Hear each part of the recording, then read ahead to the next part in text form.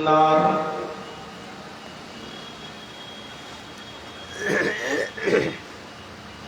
أعوذ بالله من الشيطان الرجيم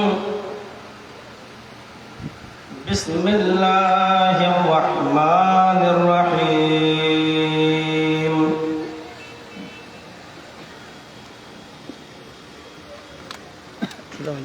وَلَقَدْ بَعَثْنَا فِي كُلِّ أُمَّةٍ رَسُولًا أَنِ اعْبُدُوا اللَّهَ وَاجْتَنِبُوا الطَّاغُوتَ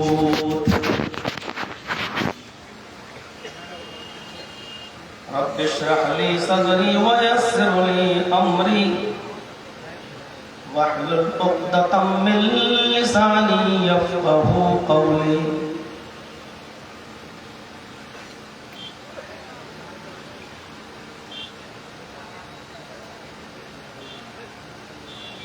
اسٹیج پر تشریف فرما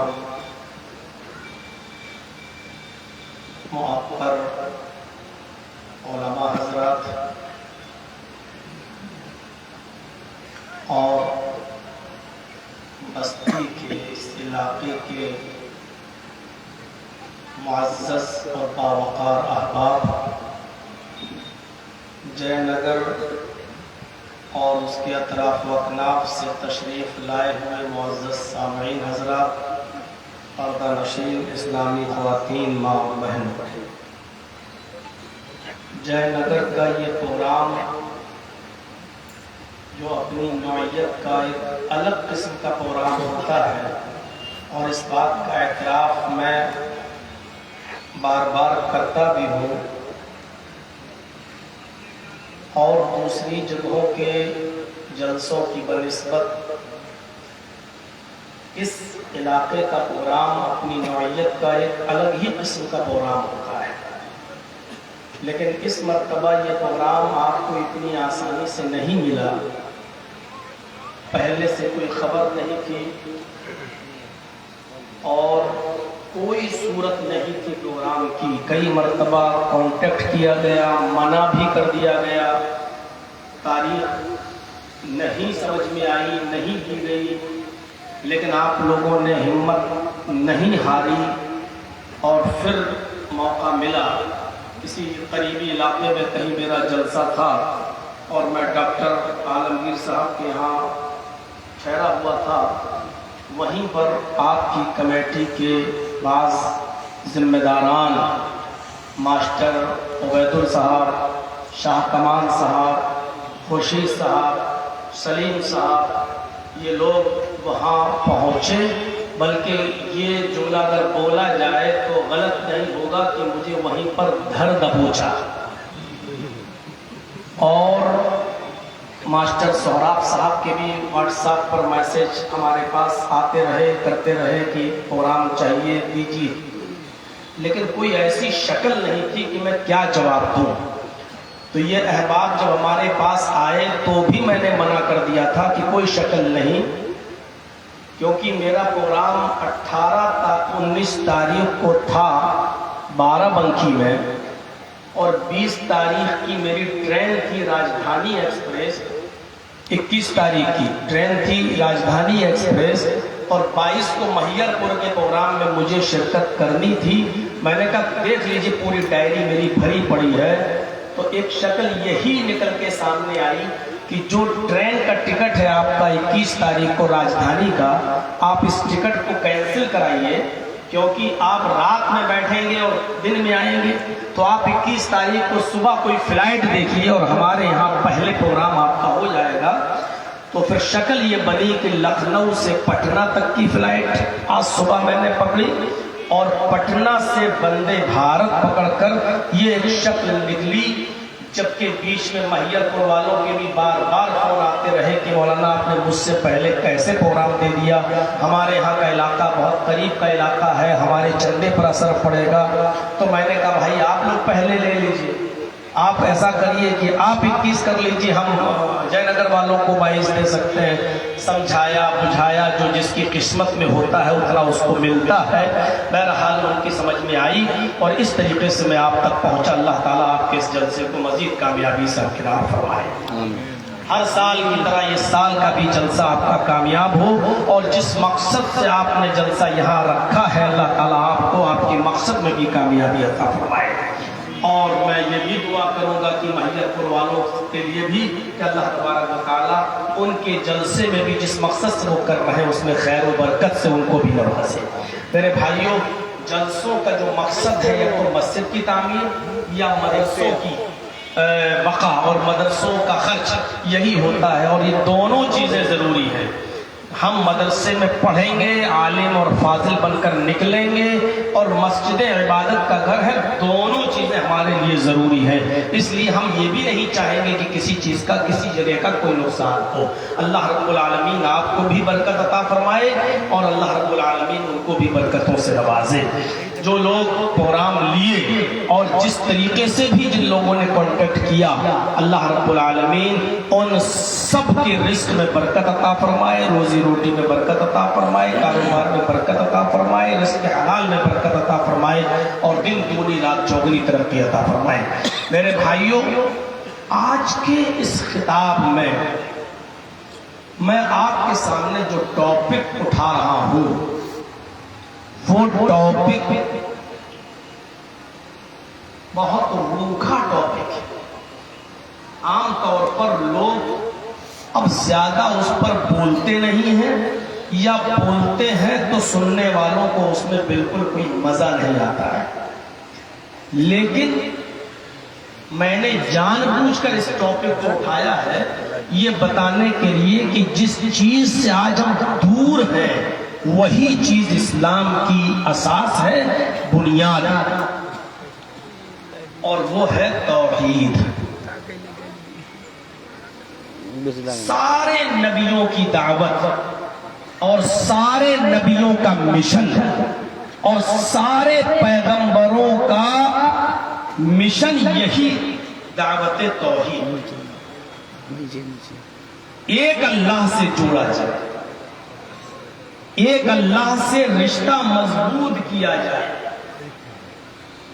توحید صرف یہی نہیں ہے کہ ہم اللہ کو ایک مان لیں، توحید کا معنی ہی ہے کہ ہم اللہ کو معبود بھی مانیں، مسجود بھی مانیں، اسی پر ہمارا توکل بھی ہو، اور اسی پر ہمارا کما حقہ بھروسہ ہو، اور اسی مشن کے لیے، اسی پیغام کے لیے سارے نبیوں کو اللہ تبارک و تعالیٰ نے اتارا اور بھیجا ہے۔ وَلَقَدْ بَعَثْنَا فِي كُلِّ أُمَّةٍ رَسُولًا أَنِ اعْبُدُوا اللَّهَ وَاجْتَنِبُوا الطَّاغُوتَ۔ ہم نے ہر قوم کے اندر، ہر امت کے اندر ایک رسول بھیجا۔ وَلَقَدْ بَعَثْنَا فِي كُلِّ أُمَّةٍ رَسُولًا، ہر امت کے اندر ہم نے ایک رسول بھیجا۔ اس بات کو ذہن میں رکھیے کہ ہر قوم میں، ہر امت میں ایک رسول آیا، اور اس رسول کی دعوت کیا تھی؟ اس رسول کا پیغام کیا تھا؟ ان اعبدوا اللہ، اے لوگو ایک اللہ کی عبادت کرو، اسی کی پوجا کرو، اسی کی پرستش کرو، اسی کی بھکتی کرو، اس کے علاوہ تمہارا کوئی معبود نہیں ہے۔ اللہ تبارک و تعالیٰ نے محمد رسول اللہ صلی اللہ علیہ وسلم کو بھی حکم دیا کہ آپ بھی اہل کتاب کو نمنترن دو، ان کو دعوت دو، ان کو بلاؤ، اور کس انداز سے بلاؤ؟ قُلْ يَا أَهْلَ الْكِتَابِ تَعَالَوْا إِلَىٰ كَلِمَةٍ سَوَاءٍ بَيْنَنَا وَبَيْنَكُمْ أَلَّا نَعْبُدَ إِلَّا اللَّهَ۔ اے محمد صلی اللہ علیہ وسلم، آپ اعلان کر دیجئے، اناؤنسمنٹ کر دیجئے، اے اہل کتاب، اے یہود و نصارہ، اے وہ لوگوں جن کو کتاب دی گئی ہے، آؤ ایک ایسے کلمے کی طرف، تعالوا الی کلمۃ سواء بیننا وبینکم، آؤ ایک ایسے مول منتر کی طرف، آؤ ایک ایسے کلمے کی طرف جو ہمارے اور تمہارے درمیان برابر ہے۔ اور وہ کلمہ کیا ہے؟ جو سب کا کلمہ ایک ہے، اللہ نعبد الا اللہ۔ وہ کلمہ کیا ہے؟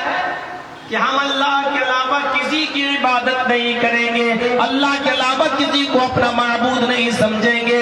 لا الہ الا اللہ، اللہ کے علاوہ ہمارا کوئی معبود نہیں. جتنے بھی نبی اور جتنے بھی پیغمبر اس دنیا کے اندر آئے سب کا یہی کلمہ تھا، لا الہ الا اللہ. ابراہیم اس دنیا میں آئے تو کلمہ یہی تھا، لا الہ الا اللہ. نوح اس دنیا میں آئے کلمہ یہی تھا، لا الہ الا اللہ. موسیٰ اس دنیا میں آئے کلمہ یہی تھا، لا الہ الا اللہ. عیسیٰ اس دنیا میں آئے کلمہ یہی تھا، لا الہ الا اللہ. محمد رسول اللہ اس دنیا میں آئے تو ان کا بھی کلمہ یہی تھا، لا الہ الا اللہ. اللہ کے علاوہ کوئی معبود نہیں. میرے بھائیوں، ہم بھلے ہی اس جملے کو معمولی سمجھیں اور اس کو زیادہ اہمیت نہ دیں، لا الہ الا اللہ، لا الہ الا اللہ کیا ہے؟ بس سب پڑھتے ہیں لا الہ الا اللہ. نہیں، یہ ہماری زبانوں پر بہت آسان جملہ تو ہے لا الہ الا اللہ، لیکن اس بات کا اندازہ آپ اس کلمے کی اہمیت کا، اس کی فضیلت کا، اس کے بڑے ہونے کا، اس بات سے آپ اندازہ لگائیں کہ حضرت موسیٰ علیہ السلام نے اللہ سے عرض کیا، حضرت موسیٰ نے اللہ رب العالمین سے عرض کیا کہ اللہ مجھے کوئی ایسا وظیفہ بتا. حضرت موسیٰ نے اللہ سے کہا کہ اے اللہ مجھے تو کوئی ایسا وظیفہ بتا کہ اٹھتے بیٹھتے چلتے پھرتے جاگتے سوتے میں اس وظیفے کو پڑھ کر تجھے یاد کرتا رہا ہوں، میں اس کلمے کو پڑھ کر تجھے یاد کرتا رہا ہوں. آواز آئی، اللہ رب العالمین نے موسیٰ سے فرمایا، موسیٰ تم اٹھتے بیٹھتے چلتے پھرتے ہر وقت اسی کلمے کو پڑھا کرو، لا الہ الا اللہ. تو حضرت موسیٰ نے فرمایا اے اللہ مجھے کوئی دوسرا کلمہ بتا، یہ کلمہ تو تیرے سارے بندے پڑھتے ہیں، اس کلمے کو تو سارے بندے ادا کرتے ہیں، یہ کلمہ تو سبھی پڑھتے ہیں، یہ لا الہ الا اللہ تو سبھی اپنی زبان سے ادا کرتے ہیں. اے اللہ مجھے کوئی ایسا وظیفہ بتا جو اس سے ہٹ کرو اور میں اٹھتے بیٹھتے ہی اس وظیفے کو پڑھ کر تجھے یاد کروں. تو اللہ رب العالمین نے موسیٰ سے فرمایا اے موسیٰ اسی کلمے کو پڑھو، تم جانتے نہیں ہو کہ یہ کلمہ کیا ہے، یہ وظیفہ کیا ہے. فرمایا اگر ساری دنیا کی زمین اور آسمان سب کو ترازو کے پاڑے پہ رکھ دیا جائے اور لا الہ الا اللہ کو ترازو کے دوسرے پڑے پہ رکھ دیا جائے اور ترازو اٹھائی جائے تو زمین و آسمان کا پلڑا اٹھ جائے گا اور لا الہ الا اللہ کا پلڑا جھک جائے گا. لا الہ الا اللہ یہ ساری زمین اور سارے آسمانوں سے زیادہ بھاری ہے. اے موسیٰ مجھے یہی وظیفہ پسند ہے، مجھے یہی کلمہ پسند ہے. میرے بھائیوں اس کلمے سے ہمیں اور آپ کو اپنا رشتہ مضبوط کرنا ہے. آپ سوچ رہے ہوں گے مولانا صاحب اس کلمے سے تو ہمارا رشتہ پہلے ہی سے مضبوط ہے، ہم تو لا الہ الا اللہ پڑھتے ہیں. نہیں، لا الہ الا اللہ صرف پڑھنے کے لیے نہیں آیا. لا الہ الا اللہ کا معنی اور مطلب یہ ہے کہ جو تم اپنی زبان سے اقرار کر رہے ہو اس کے تقاضے کو بھی پورا کرو. لا الہ الا اللہ، اللہ کو اگر معبود مان رہے ہو تو یاد رکھو صرف زبان سے معبود نہیں. ایسا نہ ہو کہ تم لا الہ الا اللہ بھی پڑھ رہے ہو اور حاجت روائی و مشکل کشائی کے لیے تم مدد کسی اور سے طلب کر رہے ہو. لا الہ الا اللہ تو تم پڑھ رہے ہو لیکن حاجتیں کسی اور سے طلب کر رہے ہو. لا الہ الا اللہ تو پڑھ رہے ہو لیکن سجدہ کسی اور کے سامنے کر رہے ہو. لا الہ الا اللہ تو پڑھ رہے ہو، اپنے گلوں میں تعویذ و گنڈے بھی لٹکائے پھر رہے ہو، توکل کسی اور کے اوپر بھی کر رہے ہو. تو لا الہ الا اللہ پڑھو لیکن اس کے تقاضے کو بھی پورا کرو. سارے نبیوں کی یہی دعوت تھی، موسیٰ، عیسیٰ، ابراہیم، نوح سب کی یہی دعوت تھی. لا الہ الا اللہ، ایک اللہ کی عبادت کرو. دنیا میں کوئی مذہب ایسا نہیں ہے، آج کی تاریخ میں بھی دنیا میں کوئی مذہب ایسا نہیں ہے جو مذہب ایک اللہ کی عبادت، پرستش اور پوجا سے ہٹ کر کسی اور چیز کی دعوت دیتا ہو. میری پرانی تقریریں اگر آپ اٹھائیں گے یوٹیوب وغیرہ پہ جا کر کھگالیں گے اور دیکھیں گے تو آپ کو ملے گا کہ ہمارے برادران وطن ہمارے ہندو بھائیوں کی کتابیں بھری پڑی ہیں صرف اسی کلمے سے، اس کلمے کی دعوت سے۔ کہیں یہ کہا جا رہا ہے برہم سوتر کی شکل میں ایکم برہما دتیہ ناستے ناستے کنچن، اور کہیں یہ کہا جا رہا ہے یچتیو یو بم نستسما دیوی شوری ریشا، کہیں یہ کہا جا رہا ہے۔ غور کریے، ایک ہی برہمنڈ کا رچیتا اور رچنا کار ہے، اس دنیا کا بنانے والا ایک ہی ہے۔ برہما مینس برہمنڈ کا رچیتا اور رچنا کار، کریٹر آف یونیورس، پوری کائنات کا خالق، اس برہمنڈ کا رچیتا اور رچنا کار ایک ہی ہے۔ غور کرو کتنی بڑی توحید ہے، ایکشور واد ہے، ایکم برہما دتیہ ناستے، دوسرا نہیں ہے۔ کلیئر کر رہے ہیں، رگ وید بھومکا میں لکھا ہے اس برہمنڈ کا رچیتا اور رچنا کار ایک ہی ہے، دوسرا نہیں۔ نہناست کنچن، بالکل نہیں، ذرا سا بھی نہیں، صرف ایک ہی ہے اس برہمنڈ کا رچیتا اور رچنا کار۔ اور آگے یجروید کے منتر میں کہا گیا ہے، اس منتر کو پڑھیں گے تو آپ دنگ رہ جائیں گے۔ یچتیو یو بم، سنسکرت میں یاچنا کے معنی ہوتے ہیں بھیک مانگنا، اور یچتی اسی سے امپریٹیو سینٹینس ہے، فعل امر ہے، جس کے معنی ہوتے ہیں مانگو اس سے، یو اس میں اشارہ دور کے لیے، یچتی یو یو مانگو اس سے، وہی ہے۔ دو مرتبہ جو یو آ رہا ہے اس کے معنی پر غور کیجئے گا۔ یچتی یو یو بم، مانگو اس سے، وہی ہے۔ بم تمہاری جھولی بھرنے والا، وہی ہے تمہیں سب کچھ دینے والا، یعنی اسی سے مانگو، وہی سب کچھ تمہیں دینے والا ہے، تمہاری جھولی بھرنے والا ہے، تمہارے دامن کو بھرنے والا ہے۔ اور آگے بہت اسپشٹ شبدوں میں کہا گیا، نستسما دیوی شوری ریشا، نستسما دیوی شو، کوئی بھی دیوی دیوتا نہیں ہے اس کے اترکت، اس کے علاوہ، ری رشا جو تمہیں کچھ بھی دے سکے، نستسما دیوی شوری رشا، اس کے علاوہ کوئی بھی دیوی دیوتا تمہیں کچھ بھی نہیں دے سکتا ہے، اسی سے مانگو، وہی ہے دینے والا، اس کے علاوہ تمہیں کوئی کچھ نہیں دے سکتا۔ یہی تو اسلام کی اساس اور بنیاد ہے، یہ اسی دعوت سے تو جوڑا تھا سب نے، اسی سے مانگو، وہی سب کچھ دینے والا ہے، اس کے علاوہ تمہیں کوئی کچھ نہیں دے سکتا۔ قرآن کہتا ہے والذین تدعون من دونہ ما یملکون من قطمیر، اللہ کو چھوڑ کر تم جس کو بھی پکار رہے ہو، اللہ کو چھوڑ کر تم جن سے بھی مدد طلب کر رہے ہو، اللہ کو چھوڑ کر تم جن سے بھی کچھ مانگ رہے ہو، ما یملکون من قطمیر، وہ کھجور کی گٹھلی کے چھلکے کے بھی مالک نہیں ہے۔ کہاں پہنچا دیا اللہ تبارک و تعالیٰ نے؟ تم جن کو بھی کچھ سمجھ رہے ہو نا، ان کی حیثیت یہ ہے کہ وہ کھجور کی گٹھلی کے چھلکے کے بھی، ایک تو ہوتی ہے کھجور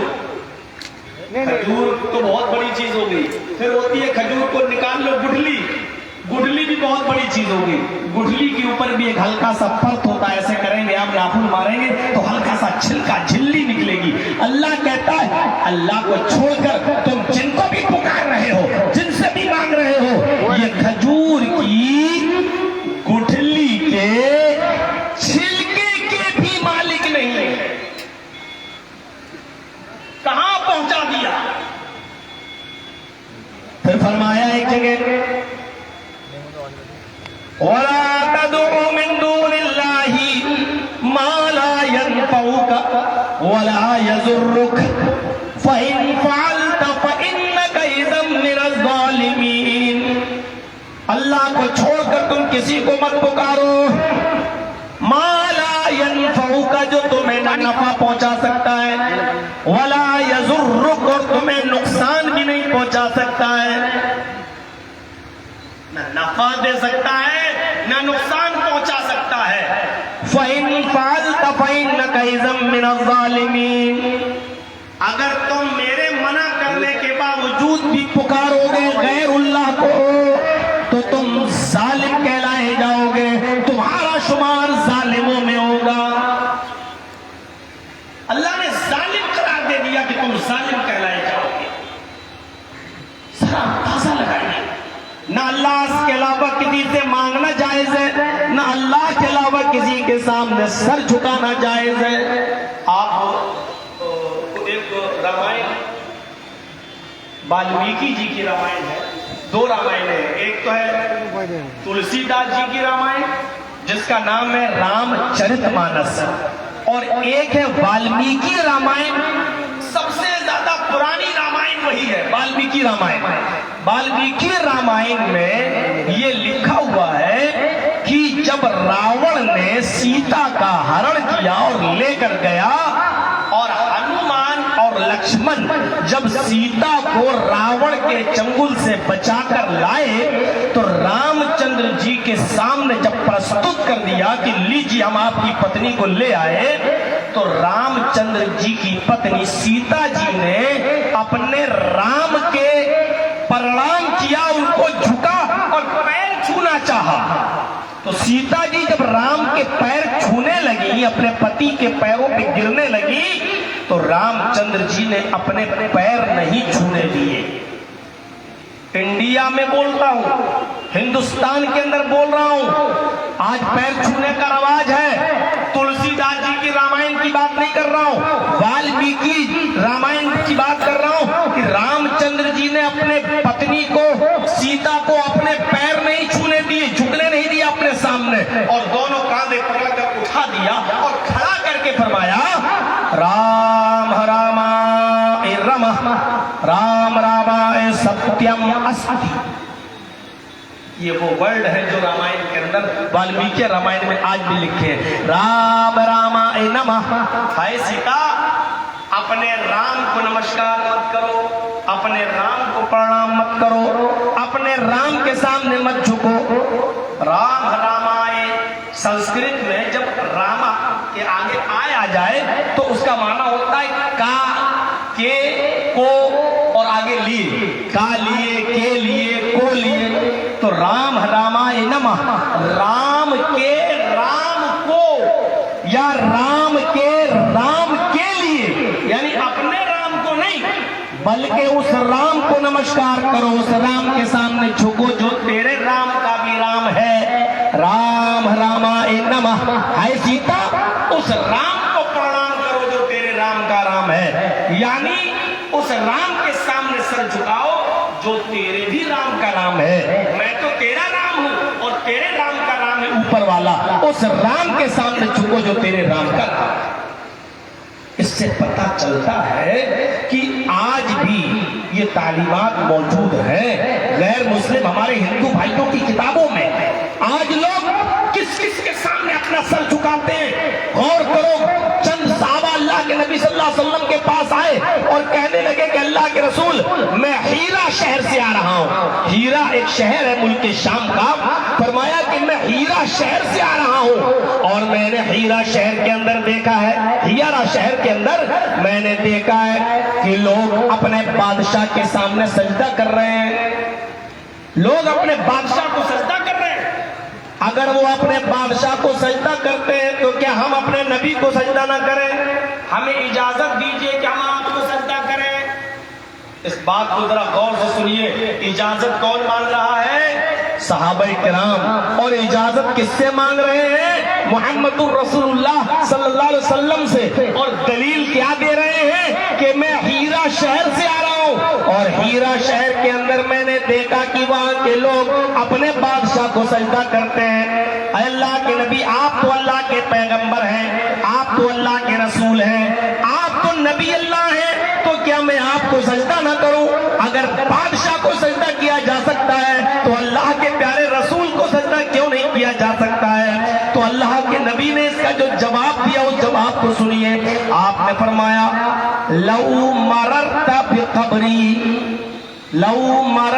بقبری ان تسجد له. میرے صحابیوں، کیا تم میری قبر کے پاس سے گزرو گے تو کیا اس کو سجدہ کرو گے؟ سوال زندگی میں ہو رہا ہے اور جواب اللہ کے رسول انتقال کے بعد کا دے رہے ہیں، کیا تم میری قبر کے پاس سے گزرو گے تو کیا اسے سجدہ کرو؟ اچھا، اس سوال کا اس جواب سے کیا تعلق ہے؟ وہ یہ کہہ رہے ہیں اللہ کے رسول ملک شام کے ہیرا کے بادشاہ کے سامنے سجدہ ہو رہا ہے، تو کیا میں آپ کو سجدہ نہ کروں؟ مجھے اجازت دیجئے میں آپ کو سجدہ کروں۔ اور اللہ کے نبی جواب یہ دے رہے ہیں، کیا میری قبر کے پاس سے گزرو گے، یعنی اگر میرا انتقال ہو جائے اور میری قبر بن جائے تو کیا میری قبر کے پاس سے گزرو گے تو کیا سجدہ کرو گے اسے؟ مطلب بالکل صاف ہے، میں اپنی زندگی میں تو تمہیں روک لوں گا، اپنی زندگی میں تو تمہیں منع کر دوں گا، اپنی زندگی میں تو میں تمہیں سجدہ نہیں کرنے دوں گا اپنے لیے، لیکن انتقال کے بعد کہیں ایسا نہ ہو کہ تم میری قبر پہ آ کے سجدہ کرنے لگو، میری قبر پہ آ کے ماتھا ٹیکنے لگو، میری قبر پہ آ کے سر جھکانے لگو۔ اس لیے اللہ کے نبی کو اپنی زندگی کی فکر نہیں ہوئی، اپنے انتقال کے بعد اپنی قبر کی فکر ہوئی۔ زندگی میں تو میں روک ہی لوں گا، کوئی آدمی ابھی جرجی صاحب کے سامنے جھک جا میں مرے کیا کر رہا ہے، میرے پیر چھوٹا ہے، ارے میں بھی تیری طرح انسان ہوں، اٹھ۔ زندگی میں تو میں منع کر دوں گا، لیکن اگر میری انتقال کے بعد یہ لوگ میری قبر پہ آ کے سجدہ کرنے لگے تو کیا ہوگا؟ تو آپ نے انتقال کے بعد کی خبر دی اور فرمایا لو مررت بقبری ان تسجد لہ، اگر میری قبر کے پاس سے گزرو گے تو کیا سجدہ کرو گے؟ انہوں نے کہا لا، قالوا لا، نہیں۔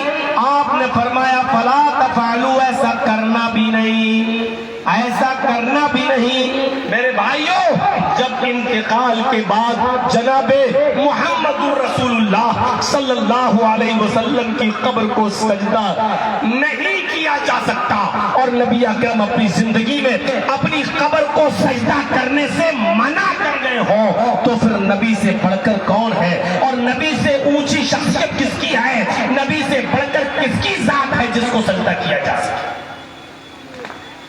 اس بات پر ہمیں اور آپ کو غور کرنا چاہیے، سب کو، ہر انسان کو سوچنا چاہیے۔ اور پھر آئیے آپ کو ایک پوائنٹ کی بات بتاؤں، سیرت پڑھیے سارے نبیوں کی، سارے نبیوں کی سیرت پڑھیے۔ اللہ نے قرآن میں تقریباً 25 رسولوں کا تذکرہ کیا ہے، 25 نبیوں کا ذکر کیا ہے قرآن میں۔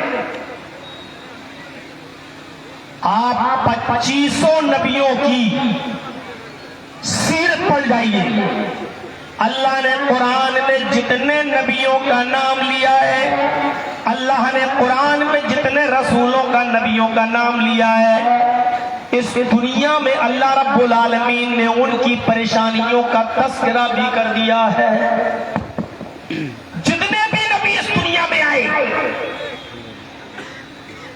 ان کو پریشانیاں بھی آئی اور ان پریشانیوں کا ذکر اللہ نے کیا دنیا والوں کو یہ بتانے کے لیے کہ آئے دنیا والوں دیکھو، جن نبیوں اور رسولوں کو تم سجدہ کرتے ہو اور جن کو تم نے خدا کا درجہ دے رکھا ہے، ان نبیوں پر بھی دنیا میں پریشانیاں آئیں، ان نبیوں پر بھی دنیا میں مصیبتیں آئیں، ان نبیوں پر بھی دنیا کے اندر بڑی بڑی پریشانیاں آئیں، لیکن ان نبیوں نے، ان رسولوں نے اپنی پریشانیوں کا ذکر اللہ سے کیا ہے اور اپنی مصیبتوں کا حل اللہ کے پاس تلاش کیا ہے۔ یعنی یہ پیغمبر، یہ رسول اپنی پریشانیاں خود دور نہیں کر سکے تو تمہاری پریشانیاں کیا دور کریں گے؟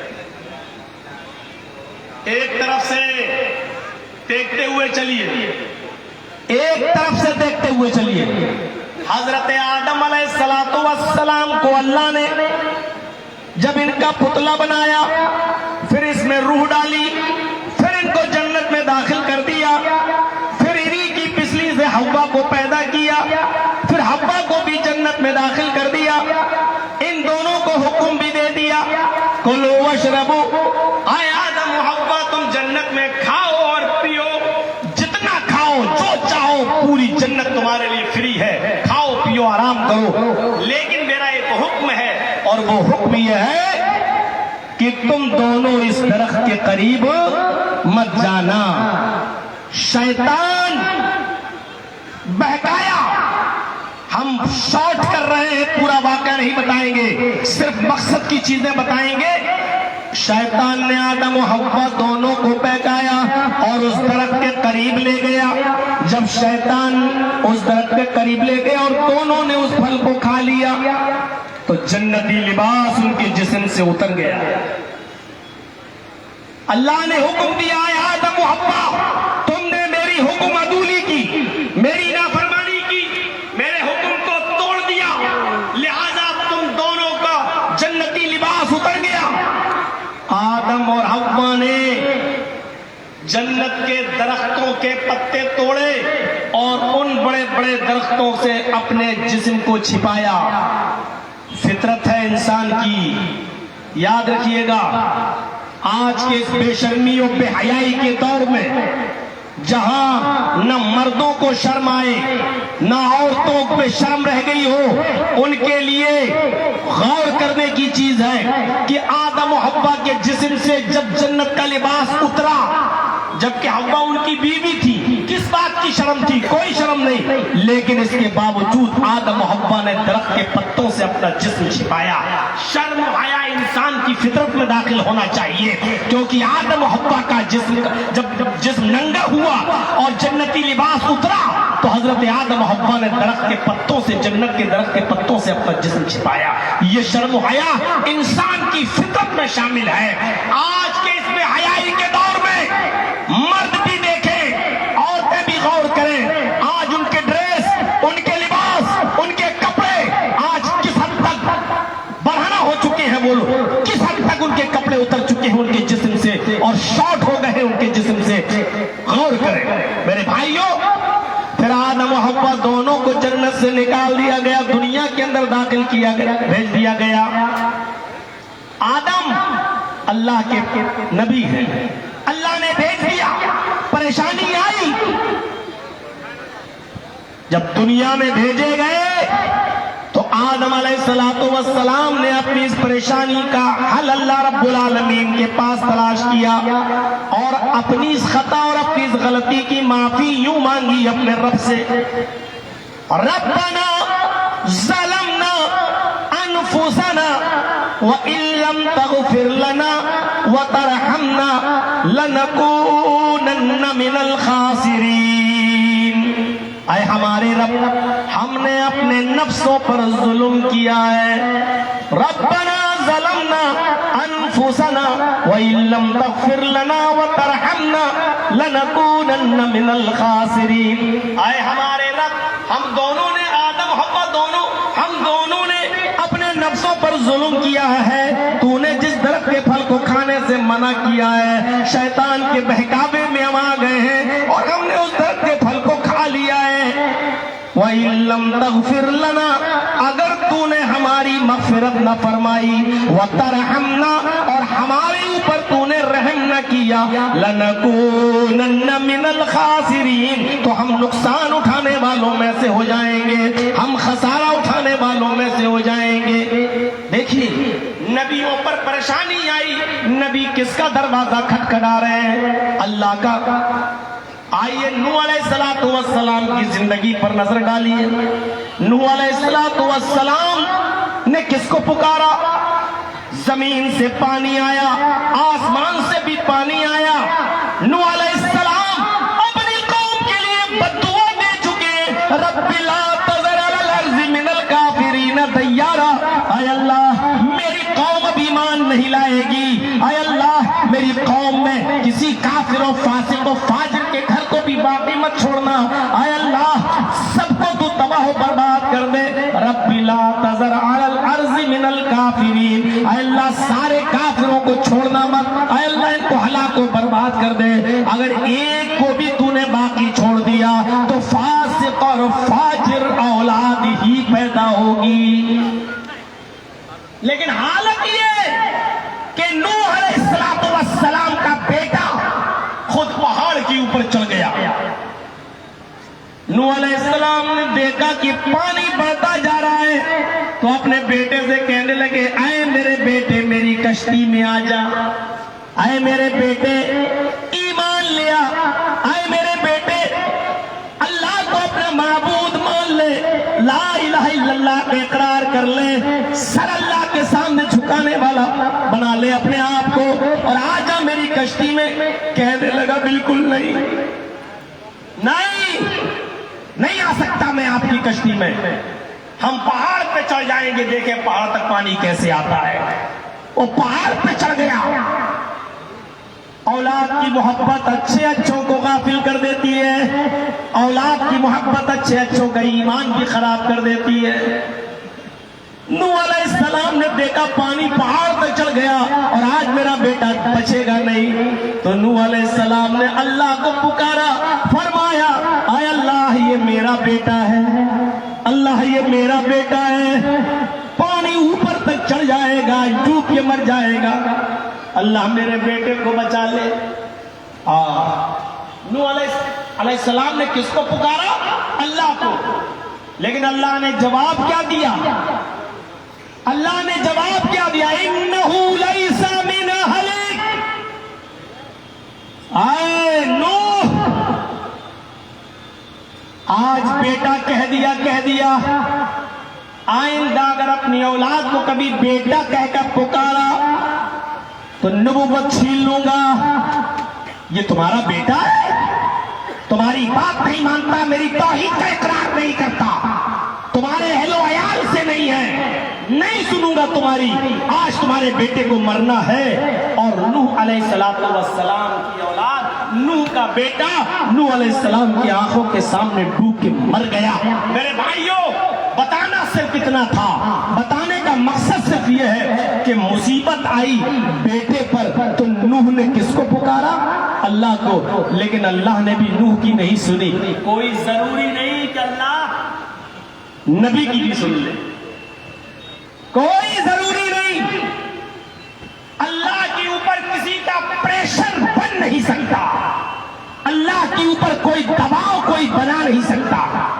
کتنا بھی عقیدہ رکھ لو، ہم جس کے مرید ہیں بھاگ دوڑ کے ہی ہمیں اللہ کے عذاب سے بچا لے گا، اللہ کے اوپر کسی کا پریشر نہیں بنتا، اللہ کسی کے دباؤ میں نہیں آتا، اللہ اپنی مرضی کا مالک، اللہ کے اوپر کوئی دباؤ نہیں ڈال سکتا ہے، کوئی پریشر۔ شفاعت کریں گے اللہ کے رسول، لیکن کب؟ جب اللہ اجازت دے گا۔ فَلَا يَشْفَعُ عِنْدَهُ إِلَّا بِإِذْنِهِ، اللہ کے سامنے کوئی سفارش کرنے کی بھی ہمت نہیں کرے گا قیامت کے دن، مگر جس کو اللہ اجازت دے۔ اللہ کے رسول بھی سفارش کرنا چاہیں گے تو نہیں کر پائیں گے، لیکن جب اللہ اجازت دے گا تب اللہ کے رسول سفارش کرائیں گے۔ اللہ نے اجازت دی، ٹھیک ہے، تب اللہ کے نبی کہیں گے اللہ ان کو بخش دے، ان کو۔ تو اللہ کی مرضی، اللہ جتنے لوگوں کو چاہے گا اتنوں کو بخش دے گا، سب کو بخش دے یہ ممکن نہیں۔ وہ چاہے تو بخش سکتا ہے سب کو، لیکن ضروری نہیں کہ وہ سب کو بخشے۔ اللہ کے نبی جتنوں کو چاہے اتنوں کو جنت میں لے جائے یہ بھی ضروری نہیں، اللہ کے نبی صرف سفارش کریں گے، اللہ جتنوں کو چاہے گا اتنوں کو بخش دے۔ میرے بھائیو، اس توحید کو یاد رکھیے گا۔ ابھی آ رہے ہیں دو واقعات اور۔ نوح علیہ السلام نے کہ بیٹے پر مصیبت آئی، نوح نے کس کو پکارا؟ اللہ کو، اور اللہ نے اس کے باوجود نوح کی نہیں سنی، ڈوب کے مر گیا نوح کا بیٹا نوح کے سامنے۔ ابراہیم علیہ السلام کی زندگی پر نظر ڈالو، ابراہیم علیہ السلام کی زندگی پر نظر ڈالو، نمرود کے سامنے کھڑے اور حجت ہو رہی ہے، بحث ہو رہی ہے۔ الم تر الی الذی حاج، غور کرو کیا نقشہ کھینچا قرآن میں۔ اے ابراہیم، کیا اس کو نہیں دیکھا جو آپ سے بحث کر رہا تھا اللہ کے سلسلے میں؟ نمرود، اور نمرود کون ہے؟ کون ہے؟ پوری دنیا پر حکومت کرنے والا۔ دو کافر پوری دنیا پر حکومت کیے ہیں، دو مسلمانوں نے بھی پوری دنیا پر حکومت کی ہے۔ پوری دنیا پر ایک سلیمان علیہ السلام نے اور ایک ذوالقرنین، یہ دو نکلے ہیں مسلمانوں میں جنہوں نے پوری دنیا پر حکومت کی ہے، اور دو کافر بھی تھے جنہوں نے پوری دنیا پر حکومت کی ہے، ایک نمرود اور ایک بخت نصر۔ ایک کا نام ہے بخت نصر، یہ دو کافر بھی ہیں جنہوں نے پوری دنیا پر حکومت کی ہے۔ ابراہیم علیہ السلام کس کے سامنے کھڑے ہیں؟ نمرود کے سامنے۔ اب ذرا ہستی دیکھیے، نمرود کون ہے؟ پوری دنیا کا بادشاہ، ارے کوئی گاؤں کا سرپنچ نہیں ہے۔ نمرود کسی گاؤں کا سرپنچ نہیں، مکھیا نہیں، ایم ایل اے نہیں، ایم پی نہیں، ڈی ایم نہیں، مجسٹریٹ نہیں، چیف منسٹر بھی نہیں، اور کسی ملک کا بادشاہ بھی نہیں، بلکہ پوری دنیا پر حکومت کرنے والا کون؟ نمرود۔ اور ابراہیم علیہ السلام اس کے سامنے۔ دیکھ رہے ہیں توحید انسان کے اندر یہ بہادری اور یہ جرأت پیدا کر دیتی ہے۔ ابراہیم علیہ السلام اس سے کہہ رہے ہیں، نمرود ان کے سامنے، ابراہیم علیہ السلام نے نمرود سے کہا، ربی الذی یحیی و یمیت، میرا رب تو وہ ہے جو زندگی دیتا ہے اور موت دیتا ہے، میرا رب تو وہ ہے جو زندگی دیتا اور موت دیتا ہے۔ تو نمرود نے اس کے جواب میں کیا کہا؟ انا احیی و امیت، میں بھی تو زندگی دیتا ہوں اور میں بھی تو موت دیتا ہوں۔ ابراہیم علیہ السلام نے کہا کیسے؟ موٹی عقل تھی، اس نے کیا کیا، جس کو پھانسی کی قتل کی سزا تھی، جیل میں جو بند تھا، جس کو 2-4 دن میں قتل کیا جانا تھا، اس نے اس سزا یافتہ کو نکالا قید خانے سے اور چھوڑ دیا، کہا دیکھو جس کو موت کی سزا تھی میں نے اس کو چھوڑ دیا، اور ایک بے قصور، ایک بے گناہ آدمی کو لایا، پکڑا اور اس کو قتل کر دیا۔ اور ابراہیم سے کہا دیکھو میں نے ایک آدمی کو قتل کر دیا، میں بھی جس کو چاہوں مار سکتا ہوں اور جس کو چاہوں زندگی دے سکتا ہوں، انا احیی و امیت، میں بھی زندگی دیتا ہوں اور میں بھی موت دیتا ہوں۔ ابراہیم علیہ السلام سمجھ گئے اس کی موٹی کھوپڑی ہے، یہ ایسے نہیں سمجھے گا، تو فوراً ابراہیم علیہ السلام نے فوراً کیا کہا، نہیں آئے نمرود، میرا رب وہ ہے، میرا اللہ تو وہ ہے جو مشرق سے سورج کو نکالتا ہے، پورب سے سورج کو نکالتا اور پشچم میں ڈبوتا ہے، مغرب میں ڈبوتا ہے۔ اگر تو اپنے آپ کو رب کہتا ہے، تو اپنے آپ کو خدا کہتا ہے، تو اپنے آپ کو اللہ کہلواتا ہے، تو اپنے آپ کو مالک الملک سمجھتا ہے، تو اس کا الٹا کر کے دکھا، میرا رب وہ ہے جو سورج کو مشرق سے نکالتا ہے اور مغرب میں ڈبوتا ہے، تو مغرب سے نکال کر مشرق میں ڈبو دے، میں تجھے خدا مان لوں گا۔ فَبُہِتَ الَّذِي كَفَرَ، اتنا کہنا تھا کہ اس نمرود کی آنکھیں پھٹی کی پھٹی رہ گئی۔ ابراہیم نے ہم سے کس چیز کا مطالبہ کر لیا؟ یاد رکھیے ابراہیم علیہ السلام کسی گاؤں کے سرپنچ، کسی گاؤں کے مکھیا کا مقابلہ نہیں کر رہے ہیں، بلکہ اکیلے تنے تنا پوری دنیا کے بادشاہ کے سامنے کھڑے ہو کر اس کو للکار رہے ہیں۔ یہ توحید کی طاقت ہوتی ہے، یہ توحید ہمت پیدا کرتی ہے۔ آپ اپنے باپ کے سامنے توحید زندہ نہیں کر سکتے ہو، آپ اپنی بیوی کے ساتھ توحید زندہ نہیں کر سکتے ہو، آپ اپنے گھر میں توحید کا اعلان نہیں کر سکتے ہو۔ ہمیں یہ چیز پسند تو آ رہی ہے، لیکن اگر آج میں نے ایک اللہ کی سے مانگنا شروع کر دیا تو ہماری بہن کی شادی کیسے ہوگی، ہمارے بچوں کی شادی کیسے ہوگی، ہمارے گاؤں کے لوگ ہمیں پنچایت سے باہر کر دیں گے۔ اگر ہم نے مذہب بدل دیا، مسلک بدل دیا، ایک اللہ کی عبادت کرنے والے اور ایک اللہ سے مانگنے والے اگر بن گئے تو ہماری بیٹی اور ہماری بہنوں کی شادیوں کا کیا ہوگا؟ آج اس شرم کی وجہ سے ہم صحیح چیز قبول نہیں کر پاتے ہیں۔ ابراہیم علیہ السلام کسی معمولی آدمی کا مقابلہ نہیں کر رہے ہیں، بلکہ پوری دنیا کے بادشاہ کے سامنے اکیلے کھڑے ہیں۔ نمرود نے آگ کی تیاری کی اور آگ میں ڈالا جا رہا ہے ابراہیم علیہ السلام کو، چرخی ڈال دی گئی، جھولے پہ لٹکا دیا گیا، آگ میں ڈالا جا رہا ہے۔ है, इब्राहिम अलैहिस्सलाम को जब आग में डाला जा रहा है, ये मुसीबत इब्राहिम अलैहिस्सलाम के ऊपर आती है। इस मुसीबत में भी इब्राहिम अलैहिस्सलाम अल्लाह को पुकारते हैं। इस मुसीबत में भी इब्राहिम अलैहिस्सलाम अल्लाह को पुकारते हैं। कुल्ला या नारू कूनी बरदन व सलामन अला इब्राहिम। इब्राहिम अलैहिस्सलाम ने दुआ की, अल्लाह ये नमरूद मुझे आग में डाल रहा है, अगर मैं सच्चा हूँ, अगर मैं बरहक हूँ, तेरे राह में अगर मैं सही तौर पर लड़ रहा हूँ तो अल्लाह तू मेरी हिफाजत फरमा। ऊपर से हुक्म होता है, आए आग तू ठंडी हो जा मेरे बंदे इब्राहिम पर। किसको पुकारा? अल्लाह। इब्राहिम अल्लाह को पुकार रहे हैं,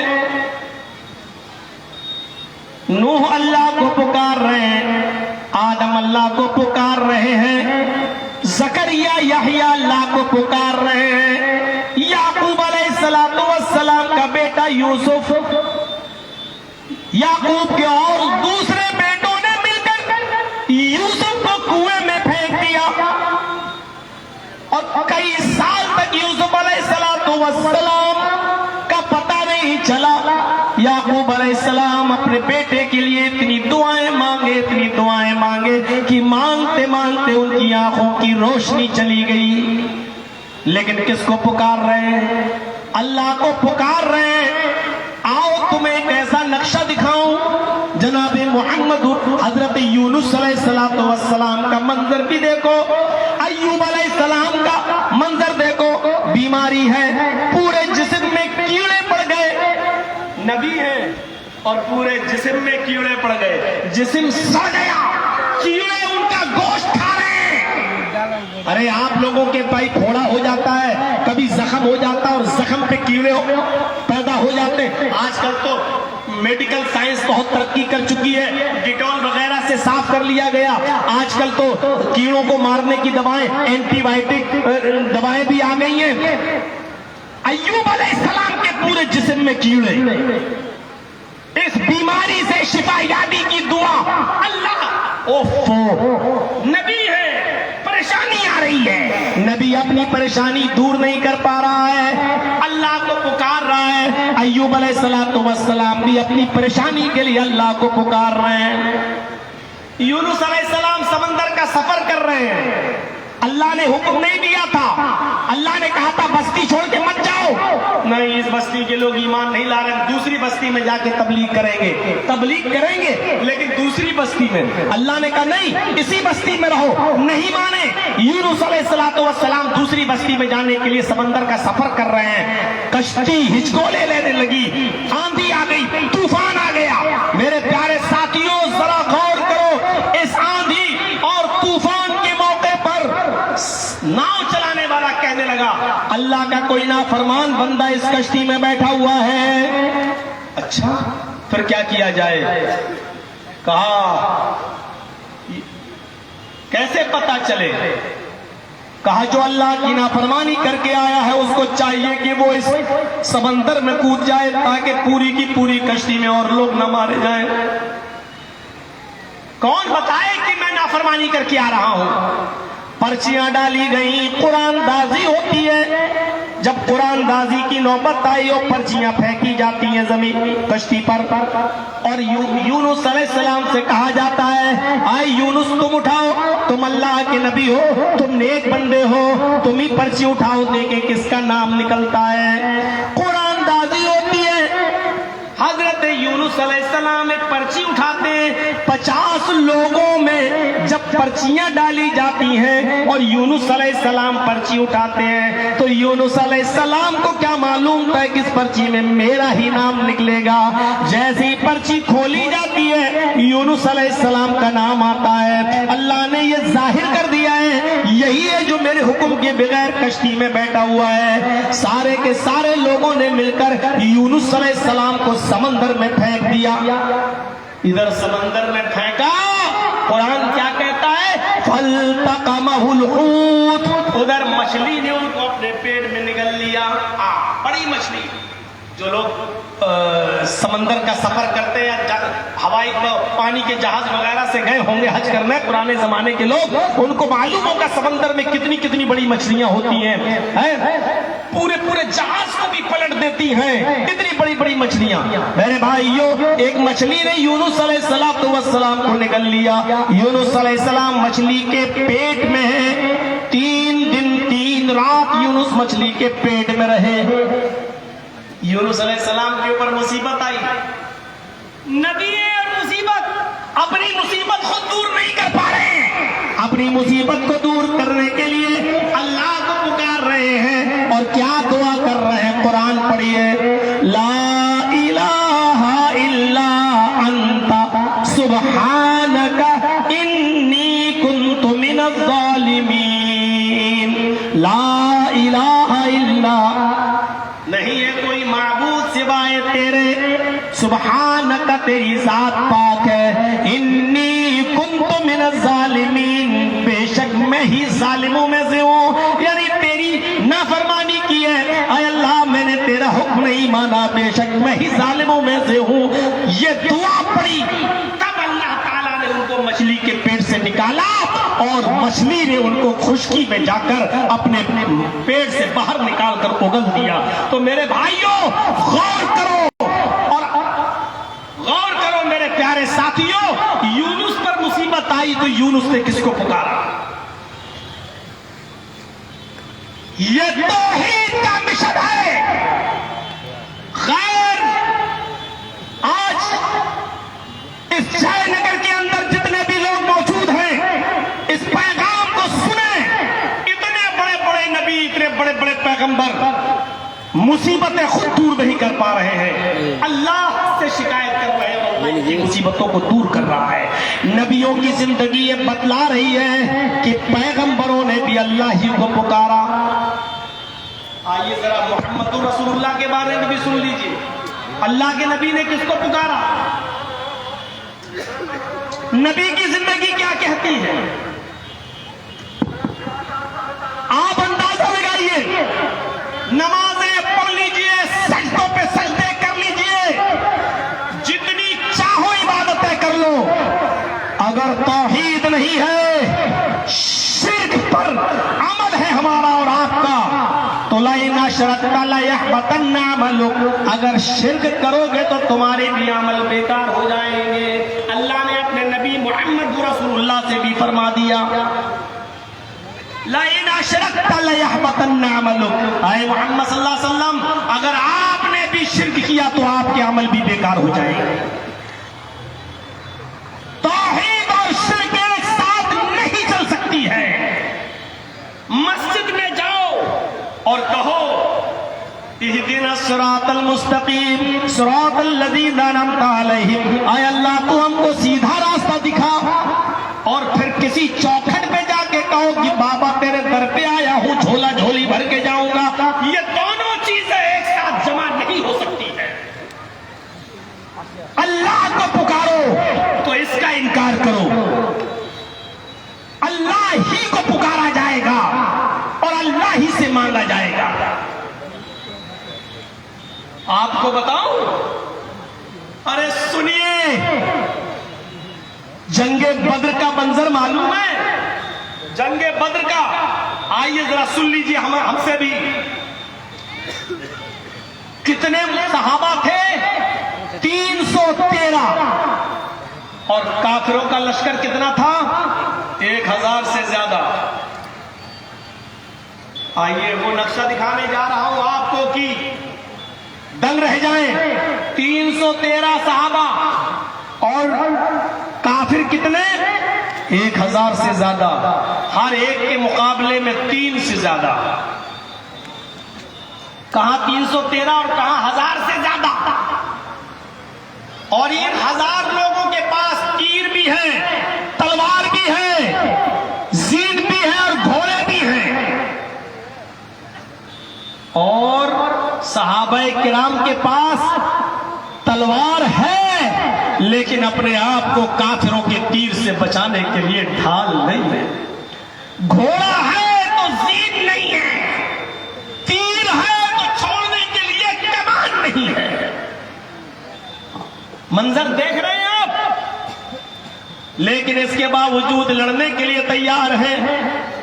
اللہ کے رسول نے ان 1000 کافروں کو دیکھا، محمد رسول اللہ نے ان 1000 کافروں کو دیکھا اور 313 نہتے مسلمانوں کی طرف نظر ڈالی۔ اب سنیے، 313 نہتے مسلمانوں کی طرف نظر ڈالی تو آنکھوں میں آنسو آ گئے اور سجدے میں گر گئے۔ نوٹ کریے، اللہ کے نبی صلی اللہ علیہ وسلم سجدے میں گر گئے اور اللہ کو پکار کر یہ دعا مانگی، اللہ سے یہ دعا کی۔ کس کو پکار رہے ہیں؟ اللہ کو۔ کون؟ محمد رسول اللہ صلی اللہ علیہ وسلم۔ اور دعا کے الفاظ کیا ہیں؟ اللہم لا تہلک ہذہ العصابہ ان تہلک ہذہ العصابہ لن تعبد بعد اليوم قط۔ ان دعاؤں پر، اس دعا پر ذرا غور کرو۔ اللہم لا تہلک ہذہ العصابہ، اے اللہ اس مٹھی پر جماعت کو ہلاک نہ کرنا۔ اے اللہ یہ 313 مسلمان صحابہ، ان کو تو برباد مت کر دینا، ان کو تو ہلاک مت کر دینا۔ یہ نیتیں، ان کے پاس لڑنے کے لیے ہتھیار نہیں ہے، تیر ہے تو چھوڑنے کے لیے کمان نہیں، تلوار ہے تو بچانے کے لیے ڈھال نہیں، گھوڑا ہے تو زین نہیں۔ اے اللہ یہ ہتھیار سے لیس نہیں ہے، نہتے صحابہ ہیں۔ اے اللہ یہ تیرے نبی کے امتی ہیں، یہی مٹھی پر جماعت ہے۔ اے اللہ یہی میری 13 سال مکے کی زندگی میں یہی 313 مسلمان ہوئے۔ اے اللہ اگر آج یہ مٹھی پر جماعت ہلاک ہو گئی، ان تہلیک ہذہ العصابہ لن تعبد بعد اليوم قط۔ اے اللہ اگر آج یہ مٹ گئے، اگر آج یہ ختم ہو گئے، اگر آج یہ دنیا سے ختم ہو گئے تو لن تعبد بعد اليوم قط، تو آج کے بعد کبھی کوئی تیرا نام لینے والا نہ ہوگا، اللہ اللہ کہنے والا نہ ہوگا، اللہ تیری عبادت کرنے والا کوئی نہیں ہوگا۔ اللہ کے رسول دعا مانگ رہے ہیں اور کس سے؟ اللہ سے۔ کیا کہہ رہے ہیں؟ اگر آج یہ مٹھی بھر جماعت، یہ 313 اگر ہلاک ہو گئے تو اس روئے زمین پر کبھی تیرا نام لینے والا کوئی نہیں ہوگا۔ پیچھے سے ابو بکر صدیق نے ہاتھ سے اشارہ کیا، سجدے میں ہے اللہ کے نبی، ایسے اشارہ کیا پیٹھ پر، اللہ کے نبی نے سجدے سے سر اٹھایا۔ ابو بکر صدیق کا بیان ہے، میں نے اللہ کے رسول کو اپنی پوری زندگی میں اتنا روتے ہوئے کبھی نہیں دیکھا جتنا میں نے بدر کے میدان میں اس زمین پر آنسو بہاتے ہوئے دیکھا۔ نبی پر پریشانی، نبی پر مصیبت کے بادل، لیکن پکار رہے ہیں تو اللہ کو پکار رہے ہیں۔ یہی توحید کا مشن ہے، یہی توحید کی دعوت ہے۔ آئے وہ لوگوں جو نمازوں میں ایاک نعبد و ایاک نستعین کہتے ہو اور پھر آستانوں پہ جا کے کہتے ہو کہ بابا بیٹا دے دو، بیٹی دے دو، اپنے ایمان کا جائزہ لو، اپنی توحید کا جائزہ لو۔ اللہ تعالیٰ اپنے نبی سے بھی کہہ رہا ہے، اے محمد صلی اللہ علیہ وسلم اگر آپ بھی شرک پر مریں گے اور آپ بھی شرک کریں گے تو آپ کے بھی عمل بیکار ہو جائیں گے، لا یحبطن عملک، تو آپ کے عمل بھی ختم ہو جائیں گے، نیست و نابود ہو جائیں گے، آپ کے عمل بھی برباد۔ توحید اور شرک ایک ساتھ نہیں۔ کتنے بھی حج کر لو، کتنی بھی زکات دے دو، کتنی بھی نیکیاں کر لو، کتنے بھی نفلی روزے رکھ لو، کتنی بھی نمازیں پڑھ لو، اگر شرک ہے ہماری زندگی میں ہمارے عمل بیکار۔ اس لیے کوشش کیجئے اپنی زندگی کو شرک سے بچانے کی، کوشش کیجئے اپنی زندگی کو شرک سے بچانے کی۔ شرک چیونٹی کی چال سے بھی زیادہ باریک ہوتا ہے۔ کوشش کریے یہ کہنے کی کہ بیمار تھا، ارے ڈاکٹر نے دوا دی تب جا کر مجھے آرام ملا۔ کوشش کریے یہ جملہ آپ کی زبان سے نہ نکلے، بلکہ یہ جملہ نکلے، بہت بیمار تھا، اللہ نے میرے دل میں ڈالا، اس ڈاکٹر سے دوا لے کے آیا، اللہ نے اس ڈاکٹر کی دوا کے ذریعے مجھے شفا عطا فرمائی ہے۔ یہ جملے نکلے ہمارے دل سے۔ अरे घर में कुत्ता ना होता तो चोरी हो जाती।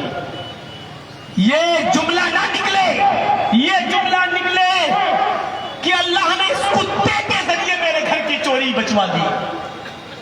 शिर्क चूटी की चाल से ज्यादा बारीक है, फला डॉक्टर ने मेरी जिंदगी बचा ली।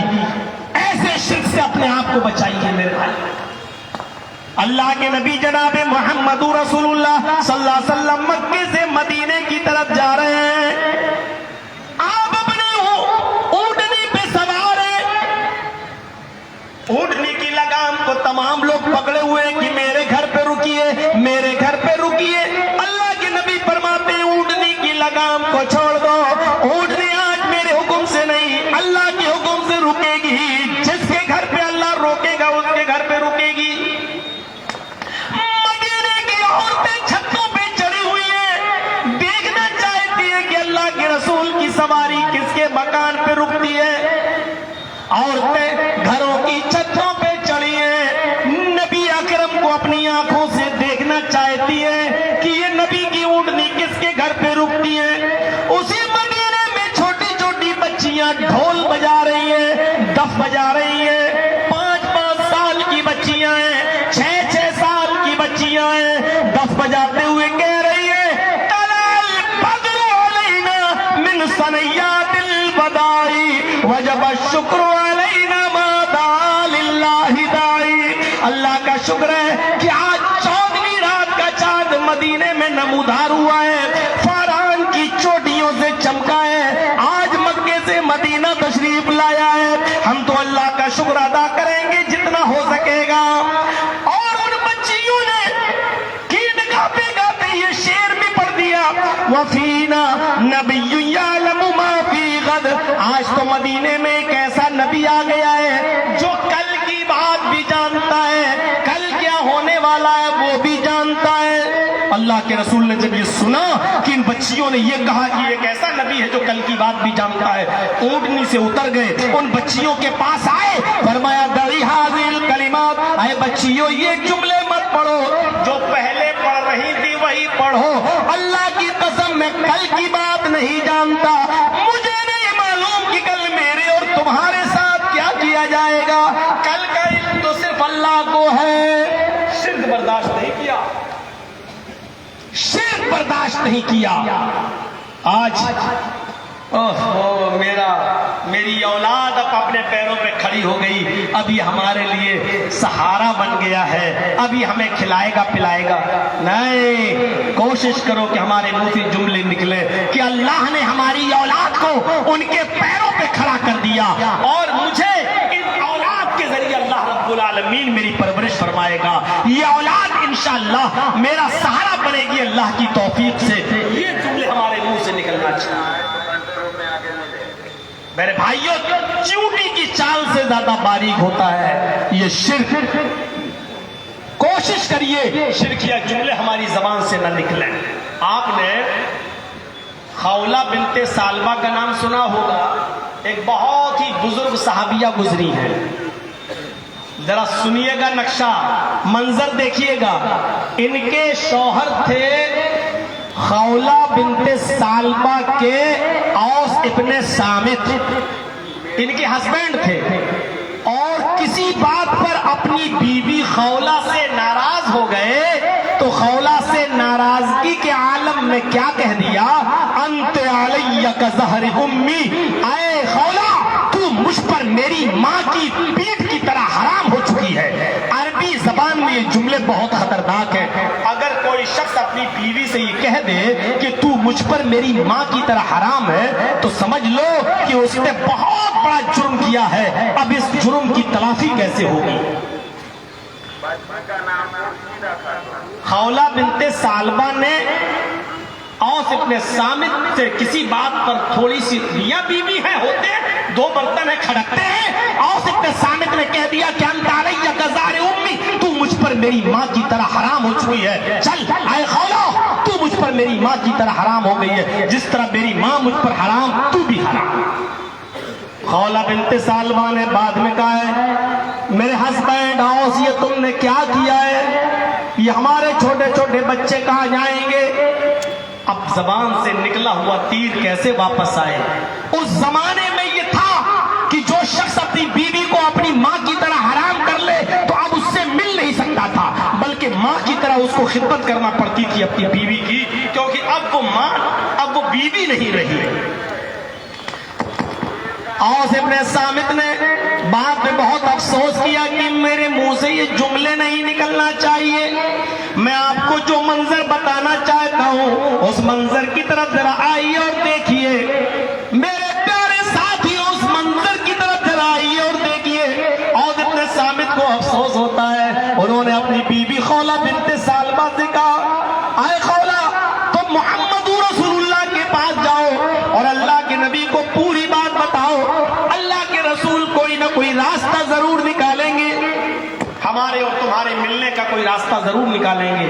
خولہ بنت ثعلبہ اپنی شکایت لے کر محمد رسول اللہ کے پاس آتی ہیں اور کہتی ہیں، اے اللہ کے رسول میرے شوہر نے مجھ سے زہار کر لیا، میرے شوہر نے مجھے اپنی ماں کی طرح ہم کو حرام کر لیا، اے اللہ کے نبی میرے چھوٹے چھوٹے بچے ہیں، بچوں کو پیار تو میں دے سکتی ہوں لیکن کھلانے پلانے کی ذمہ داری اور کمانے کی ذمہ داری تو مرد کی ہوتی ہے، اے اللہ کے نبی میرے اور میرے شوہر کے درمیان کوئی راستہ نکالیے۔ اللہ کے نبی نے فرمایا، اے خولہ تیرے لیے میرے پاس بھی کوئی راستہ نہیں ہے۔ دیکھیے نبی کی بھی چوکھٹ بند ہو گئی۔ اللہ کے رسول نے فرمایا، اے خولہ تیرے لیے میرے پاس بھی کوئی راستہ نہیں ہے، اب تو اپنے شوہر سے الگ رہے گی، تو اپنے شوہر کے لیے حرام ہو چکی ہے۔ کہا اللہ کے نبی میرے شوہر نے مجھے طلاق تو نہیں دی، صرف ماں کی طرح حرام کر لیا ہے، صرف بول دیا غصے میں آ کر، آپ تو نبی ہیں کوئی راستہ نکال سکتے ہیں۔ فرمایا خولہ اب میرے پاس بھی کوئی راستہ نہیں۔ مسند احمد ابن حنبل کی روایت کے مطابق خولہ نے اتنی ضد کی کہ اللہ کے رسول کوئی راستہ نکالیے کہ اللہ کے نبی صلی اللہ علیہ وسلم نے خولہ کو دروازے کے باہر کر دیا۔ اے خولہ ضد مت کرو، میرے پاس تمہارے لیے کوئی راستہ نہیں، جاؤ اب تم اپنے شوہر کے لیے حرام ہو چکی ہو۔ خولہ محمد رسول اللہ کے دروازے سے باہر آتی ہے، نبی کی چوکٹ کو چھوڑتی ہے، نبی کے دروازے کو چھوڑ دیتی ہے، گھر سے باہر نکلتی ہے۔ اب جو چیز دکھانا چاہتا ہوں ذرا ادھر دیکھیے گا، جے نگر والوں بڑے غور سے سنتے ہو تم، سنیے گا منظر، نبی کی چوکٹ بند، اللہ کے رسول نے دروازہ بند کر لیا اپنا، خولہ باہر۔ خولہ نے محمد رسول اللہ کے دروازے کی چوکٹ کو دیکھا، اسی دروازے سے لگی ہوئی مسجد نبوی کی چوکٹ کو بھی دیکھا، اس نے فوراً پکار کے کہا، اے محمد ابن عبداللہ، محمد رسول اللہ، آپ کا دروازہ بند ہو گیا تو کیا ہوا؟ آپ کا دروازہ بند ہوا تو کیا ہوا؟ رب کی چوکٹ تو کھلی ہے، رب کا دروازہ تو کھلا ہے۔ لوگ کس کی چوکھٹوں پہ جاتے ہیں آج؟ اولاد کی فرمائش کرنے، بگڑے ہوئے کام بنانے کے لیے، اور یہاں تو زندہ ہے محمد رسول اللہ۔ خولہ بنت ثعلبہ کے لیے دروازہ بند، اور خولہ نے کیا کہا؟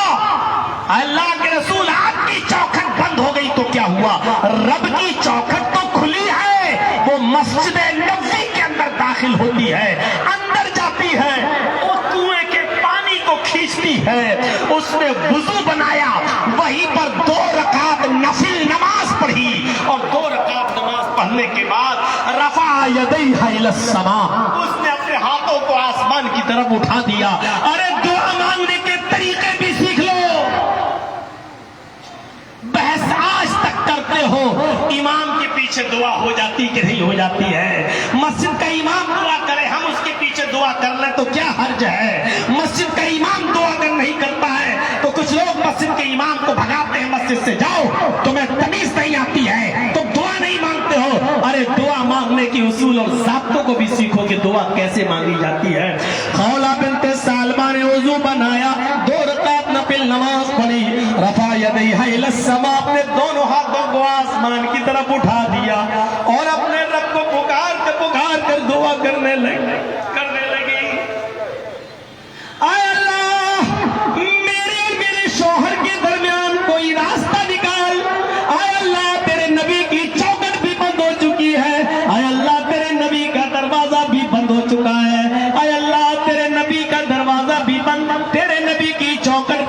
चुकी है।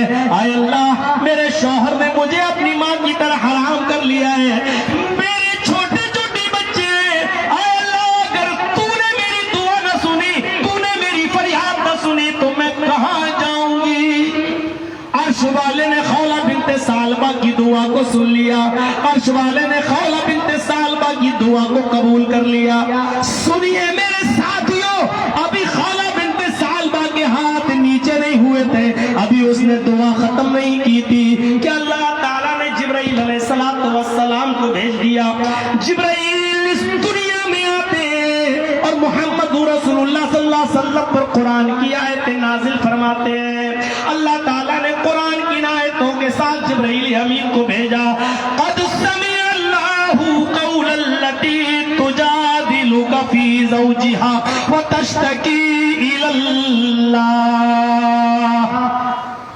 क़द समिअ अल्लाहु क़ौलल लती तुजादिलुका, ऐ मोहम्मद सल्लल्लाहु अलैहि वसल्लम, अल्लाह ने उस औरत की गुफ्तगू को सुन लिया, अल्लाह ने उस औरत की बात को सुन लिया।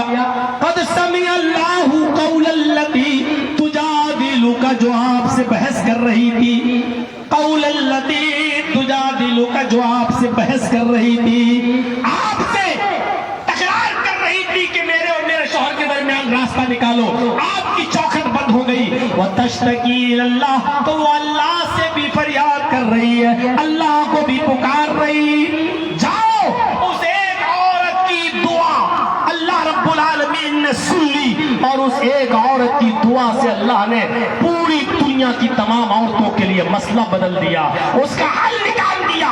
ऐ मोहम्मद सल्लल्लाहु अलैहि वसल्लम, उस औरत को बुलाइए और उसको बता दीजिए कि अल्लाह रब्बुल आलमीन ने तेरा हल निकाल दिया है। और हल ये है कि जो लोग अपनी बीवियों को अपने ऊपर अपनी माँ की तरह हराम कर लें, अगर वो चाहते हैं कि मैं अपनी बीवी को अपनी बीवी बनाऊं, तो एक गुलाम आजाद करें, एक गुलाम आजाद कर देंगे, उनकी बीवी हो जाएगी। और अगर गुलाम आजाद करने की ताकत नहीं है तो 60 रोजे रखें, 60 रोजे जैसे ही रख लेंगे, पे दर पे कंटिन्यू लगातार, बीच में कोई नागा नहीं होना चाहिए। बीमार हो जाए तो अलग बात है, कोई शरई उज्र हो तो अलग बात है, लेकिन अगर बीमार नहीं है, शरई उज्र नहीं है, तो कंटिन्यू लगातार 60 रोजे, और 60 रोजे जैसे ही खत्म हो गए तुम उसको अपनी बीवी बना सकते हो। और 60 रोजे रखने की भी ताकत नहीं है तो 60 मिस्कीनों को, फकीरों को खाना खिलाओ, अपनी बीवी बना लो। मेरे भाई, इससे पहले नहीं, लेकिन रास्ता तो निकाला, पहले तो रास्ता ही नहीं था। हराम हो गई तो हो गई, अपने आप माँ की तरह हराम कर लिया तो कर लिया, अब वो बीवी बनी नहीं सकती थी, लेकिन अल्लाह ने इस औरत की दुआ को सुना। यही वो औरत है, एक मर्तबा एक पुल के ऊपर लाठी टेक कर खड़ी थी, हजरत उमर फारूक का घोड़ा आ रहा था, इस औरत ने इशारा किया, उमर रुक। हजरत उमर रुक गए। खौला बिनते सालबा ने उंगली के इशारे से कहा, उमर घोड़े से उतर। हजरत उमर घोड़े से उतरे। इस औरत ने उनके कान में कुछ कहा, हजरत उमर ने उसकी ख्वाहिशों को फौरन पूरा किया। सहाबा ताना देने लगे, अमीरुल मोमिनीन, इतने बड़े खलीफा होकर, इतने बड़े अमीरुल मोमिनीन होकर एक मामूली औरत ने आपको टोका और आप रुक गए। उसने घोड़े से उतारा, आप उतर गए और आपने अपना कान उस औरत के मुंह से लगाकर उसकी गुफ्तगू को सुन लिया। अरे उसको दरबार खिलाफत में भी बुला सकते थे, उसको अपने पास भी बुला, आओ, ये भी कह सकते थे, चलो आओ, तुम्हें कोई काम है तो मेरे दरबार में आना। आपने उसकी आवाज को सुना, उतर गए अपने घोड़े से और उसके पास चले गए। हजरत उमर ने रोते हुए फरमाया, अरे मेरे साथियों, ये कोई मामूली औरत नहीं है, ये वो औरत है। जब इसने पुकारना शुरू किया तो साथ में आसमान पर बैठा हुआ अर्श के ऊपर लगी हुई कुर्सी पर बैठा हुआ अल्लाह तबारक व तआला भी इस औरत की फरियाद को, इसकी दुआ को रद्द न कर सका। इस औरत की दुआ को साथ में आसमान पर अर्श वाले ने भी इसकी दुआ को कबूल किया था और मोहम्मद रसूलुल्लाह के पास जिब्राइल को भेजकर रास्ता बता दिया था कि इस औरत के लिए हमने रास्ता बना दिया है। इस औरत की गुफ्तगू को जब अर्श वाले ने नहीं डाला है तो उमर की क्या मजाल जो उसकी गुफ्तगू को न सुने, फिर उमर की क्या मजाल जो उसकी गुफ्तगू को छोड़ दे। मेरे भाइयों, ये खौला बिनते सालबा थी। हम कहाँ हैं? توحید کو سمجھا نہیں. ہم یہ جانتے بس نماز پڑھو اور شرک پہ شرک کرتے رہو. میرے بھائیو یاد رکھنا ان اللہ لا یغفر ان یشرک بہ وَيَغْفِرُ مَا دُونَ ذَلِكَ لِمَن يَشَاءُ. اللہ رب العالمین تو وہ ہے جو شرک کو کبھی معاف نہیں کرے گا اور شرک کے علاوہ جس کو بھی چاہے گا معاف کر دے گا. اس لیے کوشش کریے کہ جب موت آئے تو اس حال میں آئے کہ ہم اللہ کے ساتھ کسی کو شریک نہ کرتے ہوں, کیونکہ اللہ کے نبی نے فرمایا وَمَن مَاتَ لَا يُشْرِكُ بِاللَّهِ شَيْئًا, جو اس حال میں مرا کہ وہ اللہ کے ساتھ کسی کو شریک نہیں کرتا تھا تو وہ جنت میں جائے گا. اس کا مطلب کیا ہوا؟ شرابی تھا, جواری تھا, کبابی تھا, پھر بھی جنت میں جائے گا. ہاں وہ جائے گا, شرط یہ ہے کہ وہ شرک نہیں کرتا ہو. جہنم میں اپنے گناہوں کی سزا پائے گا, چوری کی سزا جہنم میں پائے گا, زنا کی سزا جہنم میں پائے گا, شراب نوشی کی سزا جہنم میں پائے گا, لیکن چونکہ وہ توحید پہ مرا, شرک نہیں کرتا تھا,